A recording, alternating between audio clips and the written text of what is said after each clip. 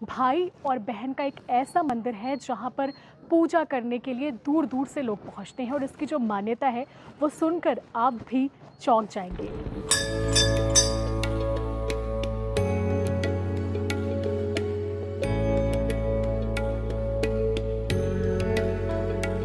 अपना अपना मनोरथ पूर्ण करने के लिए वो मनोरथ पूर्ण होता है। ऐसा हमारा साजा भगवान दयालु है। तो बेटी हो या बेटा हो, पहले भगवान मेरे को बेटी ही चाहिए।